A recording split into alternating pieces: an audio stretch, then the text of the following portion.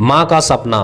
यह प्रेम कहानी एक ऐसे लड़के की है जो प्रेम शब्द के बारे में कुछ नहीं जानता था। उसने कभी भी प्रेम के बारे में नहीं जाना था। उस लड़के का नाम रमेश था। रमेश सिर्फ अपनी माँ का सपना पूरा करने की कोशिश में लगा रहता था। उसकी माँ दिन रात मेहनत करके उसको पढ़ा रही थी।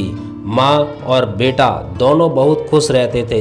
रमेश पढ़ने में बहुत तेज था। उससे टीचर भी खुश रहते थे। जब वह अगली कक्षा में गया तो उसकी कक्षा में एक नई लड़की का दाखिला हुआ। वह लड़की सुंदर होने के साथ साथ पढ़ने में भी काफ़ी तेज थी। हर लड़का उससे दोस्ती करना चाहता था, किंतु रमेश अपनी पढ़ाई में व्यस्त रहता था। वह लड़की भी रमेश की कक्षा में ही पढ़ती थी। पहले तो इन दोनों में कोई बात नहीं होती थी, लेकिन वह कहते हैं कि नियति जो चाहे वह कर सकती है। कुछ समय बाद ही पढ़ाई को लेकर दोनों में बातें शुरू होने चालू हो गईं।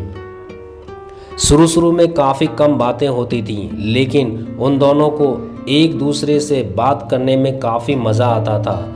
अब वह बहुत सी बातें करने लगे। अब उन्हें धीरे धीरे एक दूसरे से प्रेम होने लगा था, लेकिन उन्हें इसका पता नहीं चला। लड़की तो बहुत जल्दी समझ गई कि उसे प्रेम हो गया है और वह रमेश के साथ रहने के लिए तैयार हो जाती है, लेकिन रमेश को इसका पता नहीं होता। वह तो बस इसको दोस्ती ही समझता था। समय निकलता गया। अब पढ़ाई ख़त्म होने को थी।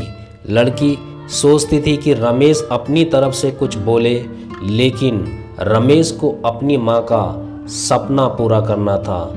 इसलिए वह पहले अपनी पढ़ाई ख़त्म करके कामयाब होना चाहता है। रमेश के दोस्तों को उसके प्रेम के बारे में पता चल जाता है और वो उसको बदनाम करने लगते हैं, क्योंकि वो रमेश की कामयाबी से जलते थे। अब परीक्षा का समय भी नज़दीक आ रहा था, इसलिए उस रमेश के दोस्तों ने उसकी परीक्षा को ख़राब करना चाहा। उन्होंने यह बात पूरे स्कूल में फैला दी।